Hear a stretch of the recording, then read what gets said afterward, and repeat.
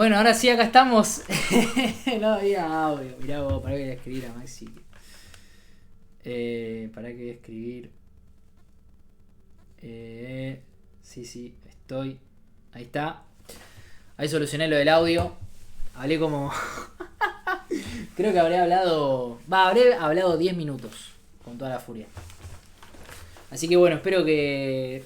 Acá estoy de vuelta. Se me cortó el stream, así que voy a arrancar de vuelta el audio, el video. Gracias a todos nuevamente por estar. Gracias Maxi por avisar. Gracias amigo. Les contaba, bueno, primero quería arrancar agradeciendo las vistas que tuvo el canal hasta ahora. La verdad que más de las que yo esperaba. Capaz que son pocas para muchos, pero para mí es un montón.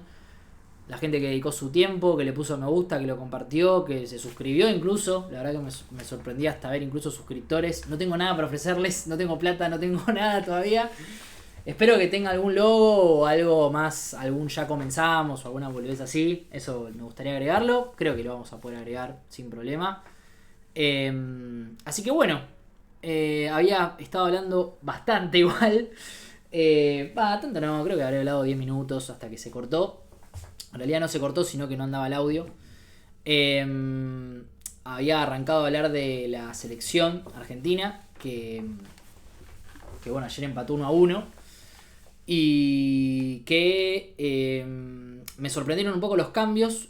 Me parece que Argentina involucionó en el juego.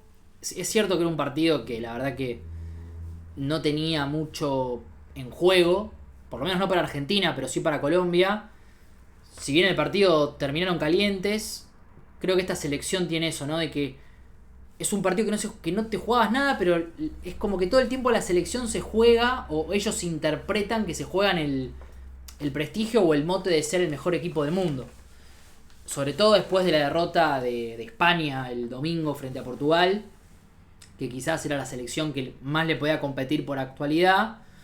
Es cierto que a nivel juego todavía esa discusión puede estar presente, pero a España también le venían avalando los resultados. Y Portugal movió un poco esa estantería y le terminó ganando la final de la UEFA Nations League, que es cierto que es un torneo de segundo orden. No podemos compararlo con clasificar a un mundial, con un eliminatorio mundial o incluso con un torneo como la Eurocopa, en el caso de Europa. La selección tiene eso, que te representa en ese sentido. Después Argentina jugó mal, Colombia planteó un buen partido, después no lo pudo sostener, se replegó atrás. Me parece que no se la terminó de creer. También Colombia viene con un presente malo, los últimos 5 partidos no ganó. Y estaba cuestionado, y bueno, de hecho entiendo que debería seguir estando cuestionado Néstor Lorenzo después del empate. También es cierto que ningún jugador colombiano actualmente está en un gran nivel, como puede ser Richard Ríos, por ejemplo. Me parece que los jugadores de Colombia, a diferencia de la Copa América, que estaban en un nivel muy alto, hoy eso no está sucediendo. Y la Argentina, que venía de jugar un buen partido con Chile, incluso igual habiéndolo sufrido, y con uno menos por la expulsión de Enzo Fernández, termina redondeando un buen segundo tiempo, arrinconándolo a Colombia y bueno, llevándose un empate que me parece que en ese momento era merecido, porque Argentina lo tuvo contra las cuerdas. Quizás no tuvo jugadas tan claras. Nico González tuvo 2 chances claras de gol. Después hubo una de Enzo Fernández antes de que lo expulsen también. No terminó siendo un buen partido Enzo. Tampoco De Paul. De Paul incluso salió en el entretiempo. Quizás por una cuestión más física de desgaste que otra cosa, o de querer cuidarlo. Hablaba antes también de que me sorprendió mucho el cambio de Messi. Yo, si bien había dicho que Messi estaba para ser suplente en este equipo y entrar en el segundo tiempo y dar ese salto de calidad en los últimos 30 minutos, su primer tiempo no fue bueno. El segundo tiempo estaba bien y bueno, Scaloni decidió sacarlo y decidió que quizás nadie lo hubiese pensado. Capaz que el cambio más fácil era sacar a Thiago Almada. Scaloni optó por dejar a Thiago en cancha Y es cierto que Argentina tenía uno menos, pero optó por dejar a Thiago Almada en cancha, que no estaba jugando bien, que no tuvo un buen partido, pero terminó en una jugada, en un slalom, dándole el empate a Argentina. En un partido que terminó picante, con insultos, con agresiones. Insisto, Colombia se jugaba mucho más por presente y también por, bueno, asegurarse la clasificación al Mundial, que aún no está hecha. Por lo menos puede quedar en repechaje. Eso sería que tendría que jugar otra instancia más para ver si juega el Mundial. Uno entiende que Colombia de local contra Bolivia no debería tener problemas, pero el presente se suponía que iba a ser diferente después de la final de la Copa América. Ese empate con Perú también termina un poco dilatando la clasificación, y también el hincha está un poco molesto por el mal juego. También un poco de los entrenadores argentinos que están sacando el caso de Alfaro.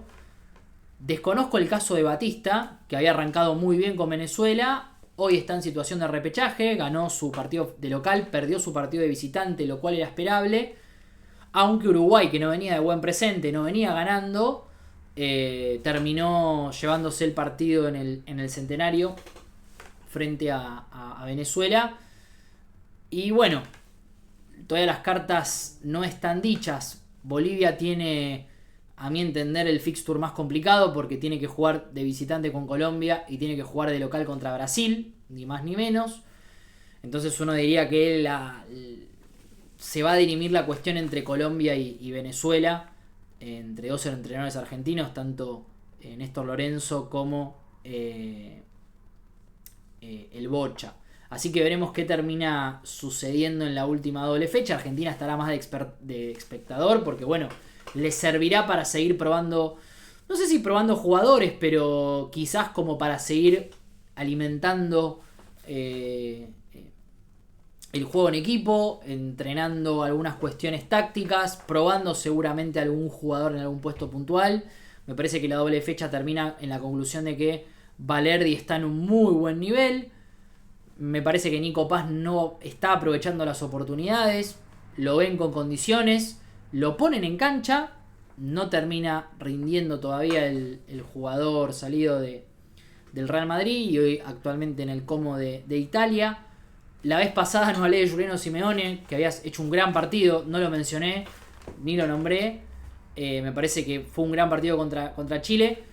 Sería injusto decir que tuvo un mal partido con Colombia. Primero, porque jugó 45 minutos. Y en segundo lugar, porque jugó en una posición en la que él lo puede hacer, pero no es su mejor función, que es de lateral mediocampista. Estaba muy limitado contra la raya. No tenía la posibilidad de jugar o de cambiar de frente o jugar por el otro lado, moverse un poco más libre, que sí lo hizo contra Chile. Quizás un jugador de selección o la crítica a un jugador de selección o lo que espera un cuerpo técnico es, bueno, tenés que cumplir en los distintos puestos, como si por ejemplo lo hace Nico González, que le tocó jugar en la misma posición que él, casi un lateral mediocampista, y terminó jugando bien y entró en un segundo tiempo. Es cierto que la cantidad de partidos, la cantidad de minutos que tiene Nico González con Juliano Simeone es bastante mayor, pero bueno, me parece que Nico González sí hizo rendir su tiempo, que fue corto, lo pudo cumplir mucho mejor. Nico González, que a veces le toca ser titular, indiscutido, a veces le toca ir al banco ni jugar, y a veces tiene que entrar para solucionar algún problema, como pasó en la final de la Copa América y como pasó también el partido del día de ayer en el Monumental.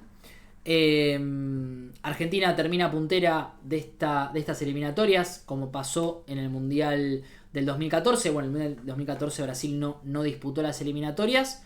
Y bueno, Argentina que entiendo yo que hasta el 2031 no jugará eliminatorias. La fecha que viene frente a Venezuela de local será el último partido como el mismo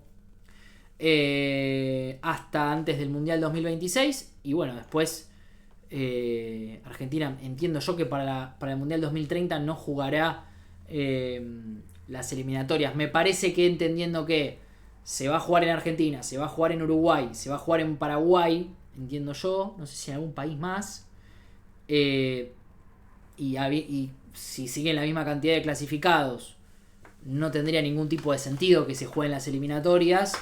Me parece que en ese tiempo, y más como viene el calendario ya sea europeo de la CONCACAF, lo más probable es que se juegue una UEFA Nations League en CONMEBOL.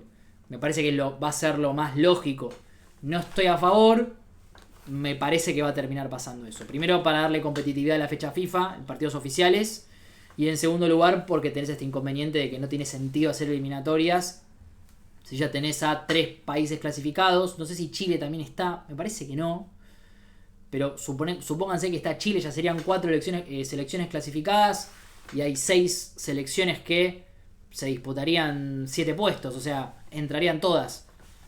Me parece que lo más probable es que se termine jugando una UEFA Nations League y listo. Y clasifiquen todas las selecciones sudamericanas, lo cual sería bastante raro.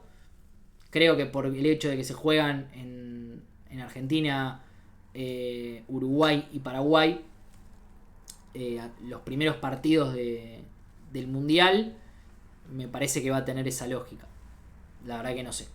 Veremos qué termina sucediendo. Argentina termina cerrando, como les decía, las eliminatorias. Hubo jugadores que no aprovecharon su nivel. Me parece que Medina tampoco lo aprovechó. Entró el segundo tiempo con Chile. No fue fácil igual la que le tocó a Medina, porque Medina entró en el segundo tiempo contra Chile cuando nos estaban cagando pelotazos. No jugó mal, pero bueno, Chile tuvo chances para empatar el partido. Habrá que ver qué análisis concluye el cuerpo técnico. Me parece que lo podría haber aprovechado mejor. Después le tocó jugar de lateral izquierdo frente a Colombia. Yo discutía con mis amigos de que era un buen momento para que juegue Barco.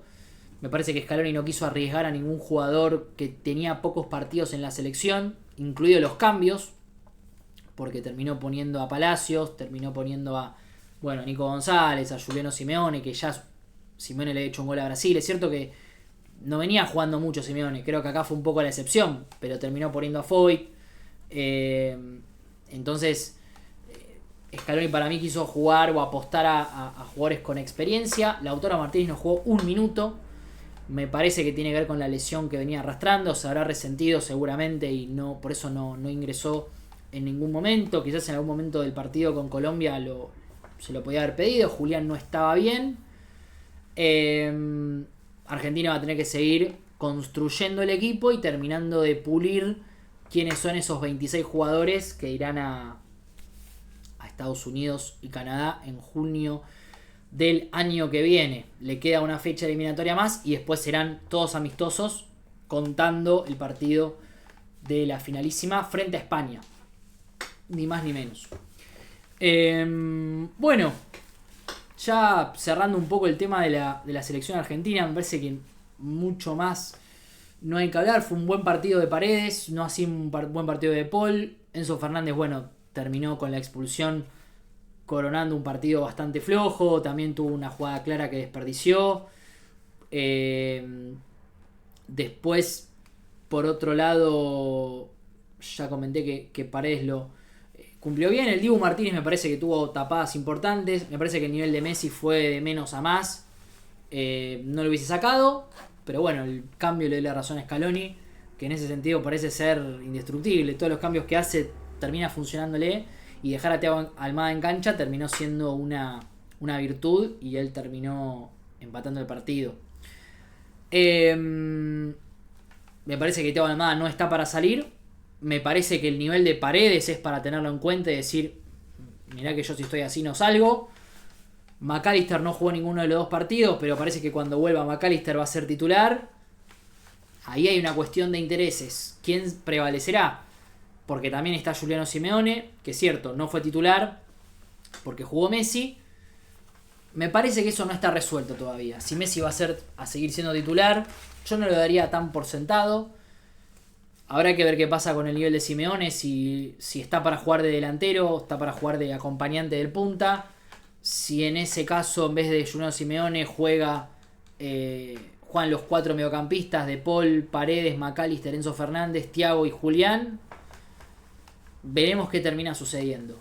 Molina tampoco terminó haciendo un buen partido. Es cierto que no tiene reemplazante, esa es la verdad, porque Montiel está más allá del rendimiento de Montiel, que no venía siendo malo en River, pero con muchas lesiones, y también saber de que si no está Tagliafico, bueno, puede hacerlo Nico González. Medina creo que no terminó jugando un buen partido, es cierto, no es su posición, por eso me sorprendió que no haya jugado Barco, por lo menos para probarlo.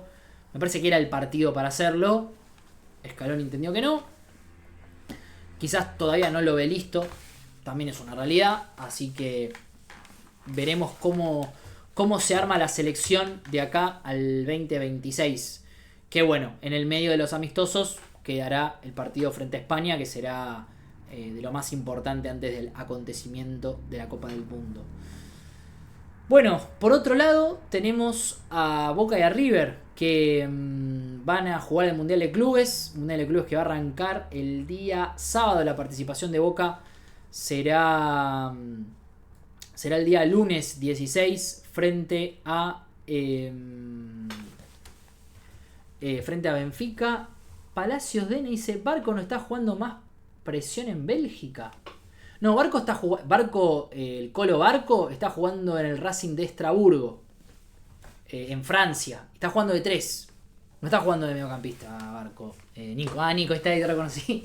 Palacios Dene, no sabía quién era. No, está jugando de 3. Y estaba jugando bien. Por eso digo, no es que él estaba. Porque sí, es cierto que en Sevilla no estaba jugando bien, no estaba jugando prácticamente. En el Brighton tampoco. No le encontraban posición, pero en el Racing de Estraburgo estaba con buen nivel, por eso fue convocado. Es cierto que el nivel de Acuña tampoco acompaña, pero Barco venía siendo titular, por eso me sorprendió que haya optado por Medina, que si bien tuvo más partidos, no siente jugar de lateral izquierdo, no es una posición que él esté cómodo. Pero bueno, es cierto también que Tagliafico en ese puesto es hoy por hoy indiscutible. Molina también, pero quizás por otros motivos, más que por el nivel de sus competidores que por el nivel propio del jugador. Así que bueno, tema Mundial de Clubes. Boca va a estar jugando el lunes 16 contra Benfica. Se habla de una posible llegada del propio Paredes, que está en un gran nivel. Todavía no está confirmado. Boca incorpora a Malcolm Braida y a Pellegrino, el 6 de Huracán, que parecía que estaba desgarrado. Después se lo vio correr a entrenar y estar óptimo para jugar. Todavía no se sabe qué va a pasar con la visa de Ayrton Costa. Parece que se va a quedar en Argentina. Me parece que Boca ahí mucho no pudo hacer para que el jugador pueda viajar. Me llama mucho la atención. Pero bueno, tengo las listas de ambos jugadores. Y en la lista de River está Mastantuono, que bueno, fue tema de toda la semana, de que va a ser jugador del Real Madrid, de que va a irse ni bien cumpla 18 años, es decir, el 16 de agosto, en 2 meses, no puede irse antes de esa fecha. Por lo tanto, no solo jugará el Mundial de Clubes, si es que así Gallardo lo elige, jugará algunos partidos de clausura y creo que por calendario le correspondería jugar el partido de ida de la Copa Libertadores, que River va a estar jugando en Paraguay frente a Libertad. Habrá que ver, teniendo en cuenta lo que hizo Gallardo con Driussi, por ejemplo, no terminó jugando con él. Él lo podía haber puesto en la Libertadores del 2017, pero bueno, él ya estaba vendido al Zenit de Rusia y Gallardo con el tiempo había declarado de que no estaba con la cabeza en River. Si él cumple con su lógica, debería hacer lo mismo con Mastantuono. Me parece que no es un caso tampoco tan compatible, porque Mastantuono aparenta o parece ser un jugador distinto a la media, sobre todo porque es la manija de este River y es el mejor jugador de River, sin dudas. No hay ningún jugador que se le pueda comparar a él en su nivel actual. Quizás Armani, pero bueno, Armani es el arquero y es otra posición. Mastantuono es la manija del juego de River. Así que habrá que ver qué hace Gallardo. Si lo pone a Mastantuono de titular porque es el mejor jugador que tiene y es la mejor opción hoy por hoy, o termina priorizando a River y no sé si priorizar a River, pero sí elegir jugadores que estén en el club y que sepan que se va a quedar más allá de lo que es no solo el Mundial de Clubes, sino también los partidos consecutivos que siguen. Así que bueno, Vamos a mencionar las listas de Boca y de River.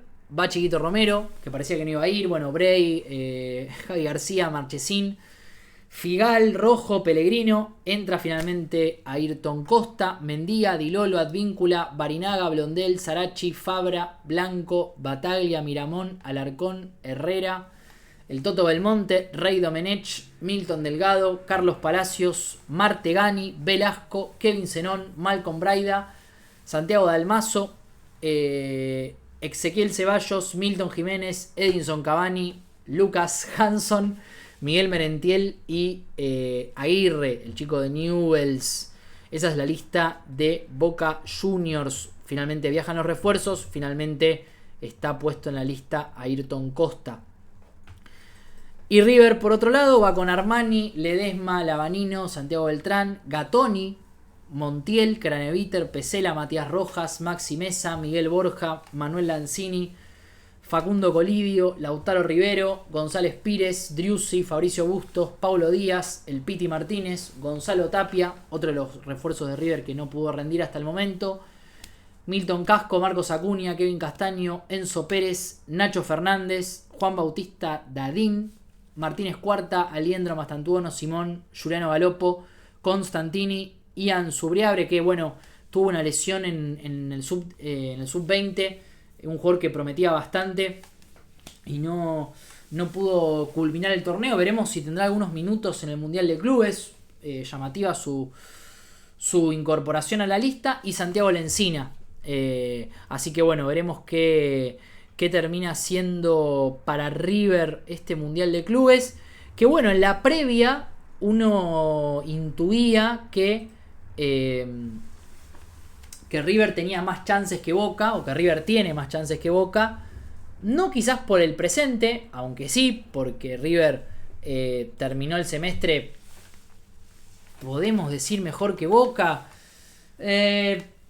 Podríamos decir que sí, quizás a nivel de juego terminó mostrando un poco más, pero bueno, River tampoco cumplió con los objetivos. Es cierto que River jugó la Copa Libertadores y salió primero, pero River tuvo un mes como mucho de buen juego. Después, la verdad que padeció bastante los partidos del torneo local, y hasta a veces algunos de la Copa Libertadores, incluso el partido que iguala 2-2 contra Independiente del Valle.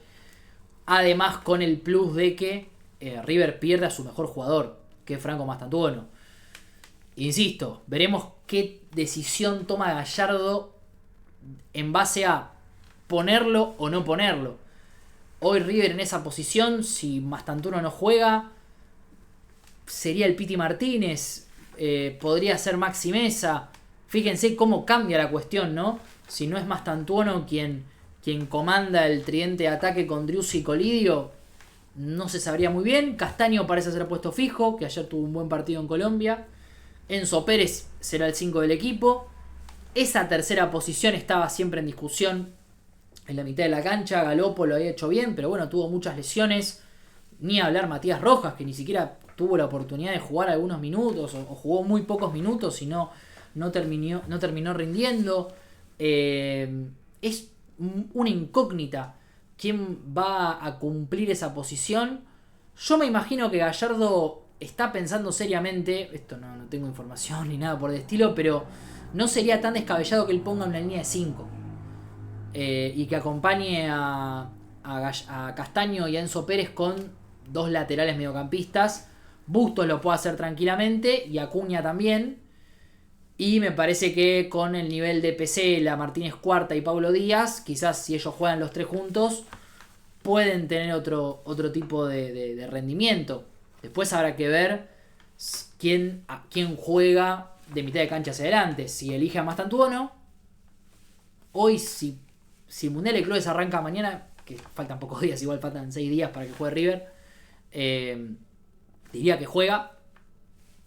Pero bueno, después de lo que pasó, y que según declaraciones de Brito no están muy contentos con el accionar del chico, habrá que ver qué pasa. Pero bueno, Gallardo tiene su propia impronta y toma decisiones por él mismo. Así que si él decide que Mastantuono va a jugar porque cree que es lo mejor para River en ese momento, tendría que hacerlo. Me parece que esa tercera posición que a River le está faltando, contando a Mastantuono, si no es Galopo, que fue quizás el que mejor cumplió cuando estuvo bien y no tuvo lesiones, es jugar con línea de 5.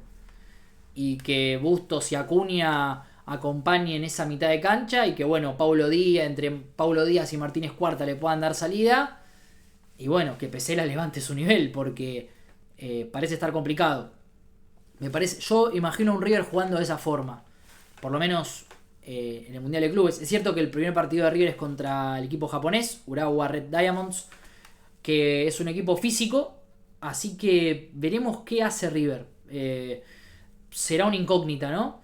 Después también tiene el partido con Monterrey, que es el partido también crucial porque es el partido donde hay más igualdad de condiciones. Es cierto que Monterrey tiene jugadores como Canales, como Sergio Ramos, tiene un nuevo entrenador, no está más Martín de Michelis, entonces habrá que ver qué pasa. Y después ya tiene el partido sí con el Inter, que viene muy golpeado después de la final histórica que pierde contra el Paris Saint-Germain. Y después está Boca, que lamentablemente, no sé si lamentablemente, pero es una incógnita realmente, porque Boca va a estrenar entrenador. Más allá de algún entrenamiento que pueda hacer Boca o algún amistoso que habrá jugado y que no sabemos, Russo está probando equipos, está probando variantes, pero todo lo que veamos será contra Benfica, ni más ni menos, que es el partido más importante. Es cierto, el Inter cambió de técnico. Gracias, Nico. Sí, Simón Inzaghi se fue a dirigir a Arabia. No sé quién es el nuevo entrenador. Voy a buscar quién es el nuevo entrenador del Inter. La verdad que no lo sé, che. Lo voy a buscar. A ver, nuevo entrenador del Inter. Ah, Chivu, claro, Cristian Chivu, sí, que jugó. Histórico jugador del Inter, que jugó, bueno, finales de Champions, sí. De hecho, hubo una noticia, ahora me acordé. Creo que vi un tweet que decían que Samuel podía acompañarlo, que se hablaba de que Chivu lo llamó a Samuel para tentarlo y que sea su ayudante técnico. Sí, es verdad, ahí está, lo llamó a Samuel y le dijo que no. Pero sí, histórico jugador creo que fue de los pioneros en usar casco. Después creo que también Peter Sech. Son de la misma época, más o menos, pero sí, histórico jugador del Inter, campeón de la Champions. Bueno, fue campeón de la Champions y campeón de... Bueno, creo que ganó el triplete con Mourinho y después ganó el Mundial de Clubes, justamente. Me parece que fue contra Mazembe. El 2010, que el Inter de Porto Alegre pierde las semifinales. El otro Inter que había salido campeón de la Libertadores, ganándole a Chivas de México. Respecto a Boca, como decía, veremos qué partido o qué jugadores también, porque no es solamente cómo va a jugar, porque esto también podemos plantearnos si el técnico de Boca fuese Gago, porque imagínense un Boca, no sé, me imagino, clasificando en la Copa Libertadores, ya sea saliendo campeón del torneo local, o sea, un Boca en un buen momento. Quizás no estaban incógnita los jugadores, pero sí quizás a qué iba a jugar, o cómo le iba a ir. También quizás seguía siendo punto Boca en el grupo, porque le tocaron dos europeos. Tanto Benfica, que es cierto que no está en un buen nivel, como el Bayern Múnich, que salió campeón de la Bundesliga. En Champions no terminó mostrando su mejor nivel, pero bueno, eso no quiere decir que Boca en un mano a mano contra el Bayern le pueda sacar un empate si quiere. Pero todavía Boca tiene una incógnita total porque es un entrenador nuevo. Si bien Russo conoce Boca, dirigió hace poco, Russo está en vigencia aparte porque viene de dirigir San Lorenzo hace 2 minutos. Entonces, lo que te da respaldo es el entrenador. Pero todo lo demás está en incógnita. El rendimiento de los jugadores. Porque no es que, sacando quizás el nivel de Ayrton Costa o el nivel de Milton Delgado, todos los demás jugadores de Boca tuvieron un semestre malo. Capaz Marchesín podría salvarse, capaz Merentiel podría salvarse. Estos jugadores podrían ser titulares. Pero todo lo demás está en signo de pregunta. ¿Quién va a ser el lateral derecho? Advíncula o Blondel. Hoy 2 jugadores de selección. Bataglia seguirá jugando de 2. Pasará a jugar en la mitad de la cancha. Tendrá chance Figal, que está en la lista. Volverá a ser titular luego de no haber jugado en todo el año, en todo el semestre. y que el último partido de Figal en Boca sea haciendo un gol en contra frente a Vélez. El lateral izquierdo, parece que hoy Blanco es número puesto, hoy Russo habló de Fabra, está también Sarachi, Blanco no terminó rindiendo bien, Belmonte no termina tampoco de consolidarse en el equipo, los rendimientos de Palacios y de Velasco fueron bastante flojos, que fueron las incorporaciones de Boca en este supermercado de pases que hizo en enero, el rendimiento de Zenón, que parecía que levantaba el equipo, pero después terminó mermando a nivel. ¿Qué va a pasar con Cavani? ¿Qué va a pasar con Rojo, los referentes del equipo? ¿Serán titulares para Russo? ¿No serán titulares? La verdad que todo en Boca es una incógnita. Entonces no solamente no podemos decir a qué va a jugar, sino a quiénes va a poner. Entonces habrá que ver qué sucede. No quiero decir lo mismo de que intuyo de que el Russo jugará con línea de 5. Por lo menos los primeros 2 partidos que tiene que jugarse básicamente la clasificación. Es cierto que después tiene que jugar contra el Auckland City. Y es cierto que no es que con el Auckland City y Boca ya tienen los 3 puntos ganados, porque es fútbol y puede pasar cualquier cosa. De hecho, mencionaba, creo que lo hablábamos en el podcast de Boca en la Copa, no acá, de que el nivel de Auckland City contra San Lorenzo en 2014 lo terminó llevando a la largue. Y ya se decía en ese momento que eran equipos de bancarios. Imagínense ahora, ya ha pasado 11 años, entiendo yo que el rendimiento de estos jugadores o el rendimiento del club habrá mejorado. Entonces tampoco podemos darnos por sentado de, bueno, contra el Auckland City Boca ya está clasificado, o Boca ya sacó los 3 puntos, porque eso no es cierto, ni mucho menos, y menos con este nivel de Boca. Lo que sí voy a decir es que Boca, de estos 6 puntos que tiene en juego en los primeros 2 partidos, Boca tiene que pensar de que si saca arriba de 2 puntos, o sea, 2 o arriba de 2 puntos, tiene muchas chances de jugar la última fecha con posibilidad de clasificarse. Quizás si saca 1 de 6, que sería igual sacarle un empate al Benfica o al Bayern Múnich, Boca puede llegar a la última fecha con chances. Pero si vos te asegurás mínimo 2 puntos, quiere decir que la última fecha, si vos le ganás al Auckland City, termines clasificando. Después habrá que ver también qué pasa en el grupo, cómo le va al Benfica, cómo le va al Bayern también. Capaz que el Bayern empata con Benfica, te termina perjudicando porque Benfica gana su partido. Entonces va a ser todo muy complicado. Esos análisis se harán, me parece, más con la primera fecha. También habrá que ver cómo juegan los equipos europeos este torneo. Me parece que donde más van a mermar quizás su nivel es en el primer partido. No hablo de todos, siempre hay alguna excepción. Porque hay equipos europeos que son incógnitas. Por ejemplo, Borussia Dortmund. Por ejemplo, el propio Inter, que lo mencionábamos antes. ¿Cómo reaccionará Inter ante un golpazo de semejante forma y ante un nuevo entrenador? También Real Madrid debuta con entrenador nuevo, que es Xabi Alonso. Después hay otros equipos de la Conmebol que también van a querer pelear. Flamengo, Palmeiras, Botafogo terminó bien el semestre, pero no es el Botafogo campeón de América. De hecho, no tiene a los jugadores estrella de la Copa Libertadores de América, perdón. Entonces habrá que ver qué sucede también con esos equipos Conmebol que también van a querer entrar en la pelea. Juventus es un equipo que no peleó el Scudetto, pero si vos me decís jugás contra la Juventus y capaz perdés. O sea, en una vista previa, un Boca Juventus o un River Juventus, por hablar de otro equipo argentino, también en ese mata-mata sentís que no lo podés ganar. Entonces va a ser toda una cuestión de cómo se tomen los equipos europeos este Mundial de Clubes. Quizás el primer partido puede darnos un puntapié. En un Mundial ya todos sabemos lo que pasó si bien es de selecciones y no es de clubes, pero bueno, Argentina perdió el primer partido, España había goleado a Costa Rica, Alemania también había jugado muy bien y había ganado. Entonces, Alemania había perdido con Japón, y después terminó quedando afuera. Brasil terminó siendo una locura y después también terminó quedando eliminado. Digo, todo irá en el veremos. Pero la pregunta que todos nos hacemos es cuánta será la diferencia de UEFA respecto a las otras confederaciones. Me parece que ahí está un poco la clave. Y también está la diferencia de, ¿la segunda será Conmebol? Esa también es otra pregunta. Porque también puede haber equipos árabes o equipos de la CONCACAF o equipos de Asia que terminan respondiendo mejor que la Conmebol. Entonces hay algunas dudas ahí que... Y también aparte es en la fecha en la que se juega. En la fecha en la que se juega también es importante porque ya agarra a todos los planteles cansados. O al menos a los planteles de Europa.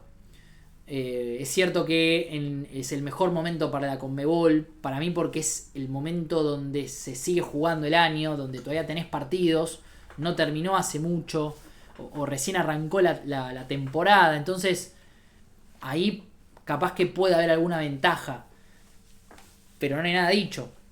Así que veremos qué termina pasando con Boca River. Seguramente haremos un podcast con Diego estos días en la previa de Boca Benfica, o si no será en el después. Así que bueno, veremos qué termina pasando con Boca y con River. En este caso hablaremos de los dos en su debut en este Mundial de Clubes. Y bueno, para finalizar quería dar simplemente... Yo había contado un poco al final del video pasado que quería hablar un poco de clubes del interior del país, de las distintas provincias. Quise arrancar por el norte, que es Jujuy, básicamente. Es hablar unos minutos de Gimnasia de Esgrima de Jujuy, que es el equipo más grande o el que más tiempo jugó en primera. Después es cierto que está Altos Hornos Zapla, hay otros equipos como, no sé, Talleres de Perico, por ejemplo, pero no son tan conocidos por nosotros. El equipo, si uno habla con alguien futbolero de Buenos Aires y pregunta, decime a un equipo de Jujuy, seguramente sea Gimnasia de Esgrima de Jujuy, el primer equipo que se venga a la cabeza. Y hubo cosas que me llamaron mucho la atención. En primer lugar, es un club que se funda, o sea, en primer lugar, como 23 de agosto o 28 de agosto. Lo voy a chequear igual. Ahí estuve medio flojo. No, es verdad, 23 de agosto. El 23 de agosto, ¿por qué? Porque es la misma fecha que el éxodo jujeño. Se reivindica esa fecha. De hecho, así se llama el estadio también. El estadio se inauguró mucho tiempo después, más cercanos a la década del 70 aproximadamente, más cerca de esa fecha. Pero el club se crea con la fecha del 23 de agosto en primer lugar, dando a entender el reconocimiento al éxodo jujeño y a la parte histórica argentina de la conquista o evitar justamente o de replegar las fuerzas españolas en el año 1812. Por eso tiene esa fecha, eso me llamó mucho la atención. El club en sí, Gimnasia Esgrima de Jujuy, se termina de armar en 1931, que también coincide un poco con la profesionalización del fútbol y la federalización del fútbol. En ese momento el fútbol era bastante más porteño, de Buenos Aires, de Rosario incluso, y el club se crea o se termina de armar en esa época 28, época del 31, muy complicado. Ahí empieza a renacer todo lo que es el movimiento obrero ya a inicios del siglo XX, que ahí también empieza un poco el fútbol, es un poco ese movimiento obrero que se despierta y empieza a tener voz, tanto de no solo de reclamar derechos laborales, sino también con el hecho de qué cosas les gusta hacer, qué cosas les gusta, qué los motiva, qué música escuchan, qué actividades usan para divertirse. Bueno, así como también en Manchester se creó el fútbol a través de los obreros que tenían o aprovechaban para jugar sus tiempos libres, el nacimiento de los clubes de fútbol argentino, y esto hablo en general, fue a partir de la década o a partir del siglo XX. Entonces se crea, fines del siglo XIX, principios del siglo XX, que es donde empieza a crearse o empieza a generar su movimiento obrero, más sindicalista, no tanto más anarquista o socialista, pero bueno, lo terminan trayendo a nuestro país. Y justo en el 1928, que es donde se empieza a crear el club con este nombre, y después 1931, era la época, bueno, 31 ya en Argentina estaba el gobierno de facto de Paso, Juan José Paso, ya no estaba más Uriburu, eran épocas de donde el orden conservador quería recuperar el poder tras un tiempo prolongado que estuvo la Unión Cívica Radical, después de, bueno, otorgar el derecho al voto universal, hasta ese momento únicamente para los hombres, era únicamente masculino. Pero había pasado en 1928, todavía estaba Irigoyen. Después, en 2 años después, lo terminan derrocando. Irigoyen, bueno, tuvo la crisis del 29, tenía muchos problemas para sostener la economía del país. Y además también con la rebelión del movimiento obrero que pedía más derechos, pero Irigoyen no se los termina dando. En definitiva, hay un golpe de Estado motivado por el orden conservador también, que aprovechó la flaqueza del gobierno para recuperar el poder. Y bueno, en ese contexto donde se crea Gimnasia de Jujuy, pasan mucho tiempo jugando torneos regionales, porque claro, no había un torneo federal. O sea, si bien el fútbol se empezó a profesionalizar a principios de los 20, Gimnasia de Jujuy jugaba con sus pares, le iba muy bien, en un momento le tocó descender, pero era el equipo protagonista, era el equipo que más partidos ganaba. Y bueno, hasta un momento que se decide incorporar la federalización del fútbol a fines de la década del 60 aproximadamente, que se empieza a jugar el torneo nacional. Y ahí lo que se empezaba a hacer, como para participar del torneo, que eran aproximadamente 10 equipos, se jugaba como una eliminatoria entre equipos del interior. Y lo loco que también estuve buscando fue que, por ejemplo, del 67 al 69, Gimnasia de Jujuy jugó la final y siempre perdía con Central Córdoba de Santiago del Estero, hoy un equipo que está en primera división. Se jugaba ida y vuelta. Después hubo un caso, por ejemplo, que terminó empatando en la ida 1-1, parecía que en la vuelta lo ganaba y terminó perdiendo 3-0. También ahí se empieza a armar un poco el clásico con Juventud Antoniana, que es un equipo de Salta, que también era un poco como el clásico provincial o de las provincias. Y después, en lo que es en 1970, finalmente se le termina dando, finalmente logra el ascenso a primera división. Termina jugando un par de años, pero bueno, no le termina yendo bien y después vuelve a descender. En la década del 80 pasa mucho por el torneo nacional, por la segunda división. Después ya en lo que es a partir de 1986, sí, puede ser un Brasileirao, pero en realidad era más, claro, era más como, exactamente, era como regiones, era como la región del norte. Exactamente, podría ser como un estadual del Brasileirao, tranquilamente. Y bueno, después lo que tiene Gimnasia de Jujuy, que no lo tienen muchos clubes, creo que el caso más representativo, bueno, lo logró, el último equipo que lo logró hace poco fue Temperley, por ejemplo, que terminó ascendiendo 2 veces en el año. Es cierto que a Temperley lo beneficia el torneo de 30 equipos en 2014, que ellos ascienden de la B Metropolitana a la B Nacional en junio de 2014, y en junio de 2014 se juega un super torneo que ascienden a 10 equipos a primera división.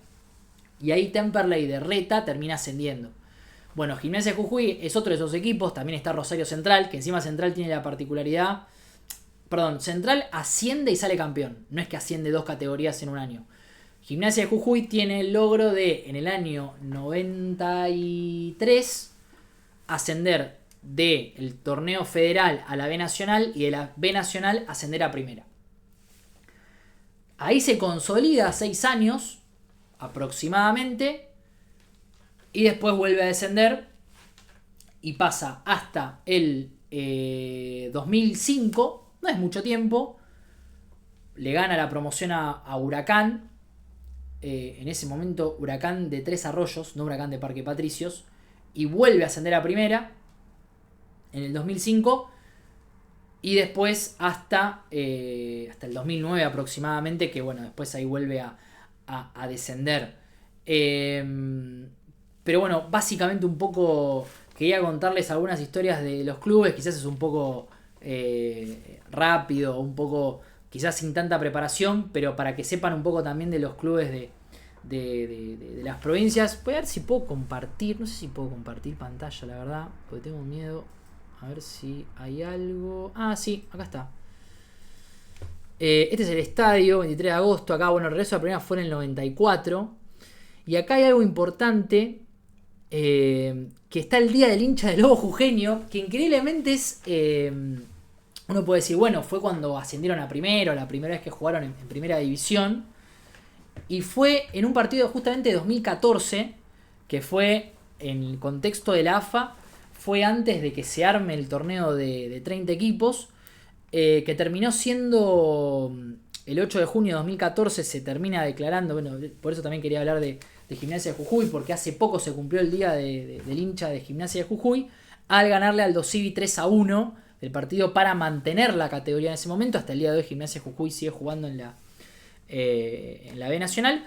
Pero bueno, es muy loco que al haber jugado en primera división, el día más recordado por el hincha de Gimnasia de Jujuy es en 2014, que es cuando logran mantener la categoría de la B, que también me parece que es un poco el objetivo del club, ¿no? De mantener o de ser un club de B Nacional, quizás con el tiempo lograr volver a primera división. Y la mejor campaña que logró Gimnasia de Jujuy en primera fue haber sido cuarto allá por el 2002. Pero bueno, en primera división todavía no tuvo una buena campaña, pero sí es cierto que en la B Nacional es un equipo que tiene sus hitos, su historia, y era importante para mí mencionárselos y contarles un poco al respecto. Tuvo grandes jugadores Gimnasia de Jujuy. Bueno, jugaba César Carranza, en su momento el técnico era César Ramaciotti. Nereo Fernández fue mucho tiempo arquero de Gimnasia de Jujuy. Me acuerdo también el flaco Loesbor jugó en Gimnasia. Había un chico también, Luna, que jugaba bien. Balborín, ¿se acuerdan? Bueno, Balborín también jugó. Hubo varios jugadores importantes que han jugado en Gimnasia Esgrima de Jujuy. Habrá que ver si en algún momento deciden volver a primera división. Pero bueno, esto fue un poco el programa de hoy. Gracias por estar del otro lado, por acompañarme sobre todo en el vivo. Seguramente estaré subiendo el video después de haber finalizado este stream. Seguramente se suba mañana porque bueno, va a ser un poco pesado. Gracias por estar del otro lado. Nos veremos ya seguramente analizando la primera fecha. Espero que con algún logo, espero que con algo para cambiar un poco esta escenografía que la verdad que deja mucho que desear. Pero bueno, espero que sigan acompañando del otro lado, que eso es lo importante. Gracias, nos vemos y hasta la próxima.